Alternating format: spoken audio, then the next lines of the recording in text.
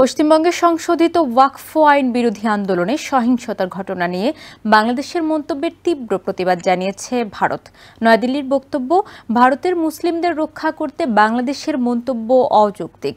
শুক্রবার এক বিবৃতিতে একথা জানিয়েছেন ভারতের পররাষ্ট্র মন্ত্রণালয়ের মুখপাত্র রণধীর জয়সওয়াল। এদিকে লালমনিরহাট জেলার হাতীবান্ধা সীমান্তে বিএসএফের গুলিতে নিহত বাংলাদেশি যুবক হাসিনুর রহমানের মরদেহ ভারতের পক্ষ থেকে বাংলাদেশের কাছে হস্তান্তর করা হয়েছে। ভারতের পশ্চিমবঙ্গের মুর্শিদাবাদে ওয়াকফ আইনের অধ্যাদেশ ঘিরে সহিংসতার ঘটনায় বাংলাদেশের মন্তব্যের প্রতিক্রিয়া জানিয়েছে নয়াদিল্লি। ঢাকার মন্তব্যকে অনধিকার চর্চা এবং লোক দেখানো উল্লেখ করে ভারত তার প্রতিবেশীকে নিজ দেশের সংখ্যালঘুদের অধিকার রক্ষায় গুরুত্ব দেওয়ার আহ্বান জানিয়েছে।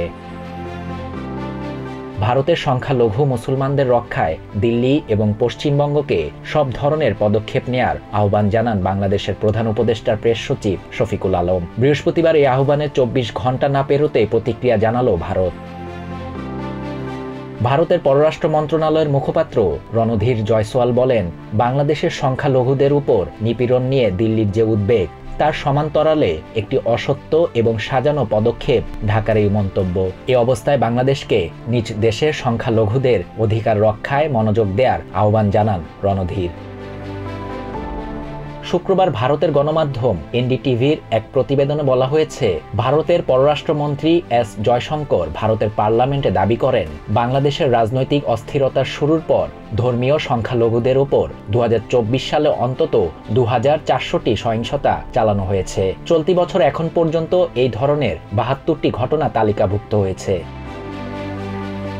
পশ্চিমবঙ্গের গভর্নর সিবি আনন্দ বোস ঘোষণা দিয়েছেন, যে কোনো মূল্যে মুর্শিদাবাদে শৃঙ্খলা ফিরিয়ে আনা হবে এবং তিনি সহিংসতাপূর্ণ এলাকাটি শনিবার পরিদর্শন করবেন। তার এই ঘোষণার পরপরই দিল্লি বাংলাদেশের বিরুদ্ধে এই প্রতিক্রিয়া জানায়।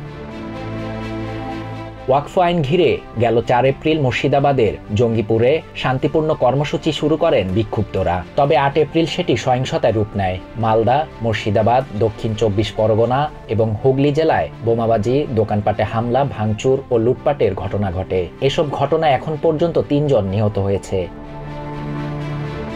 এদিকে লালমনিরহাট জেলার হাতীবান্ধা সীমান্তে বিএসএফের গুলিতে নিহত বাংলাদেশি যুবক হাসিনুর রহমানের মরদেহ ভারতের পক্ষ থেকে বাংলাদেশের কাছে হস্তান্তর করা হয়েছে।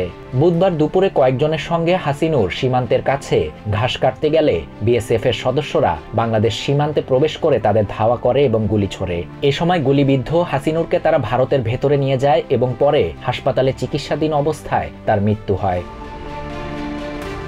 শাহরিয়ার শাফাত, TVN 24 news desk. New York থেকে সম্প্রচারিত TVN 24 টেলিভিশন বিশ্বজুড়ে বাঙালির কণ্ঠস্বর।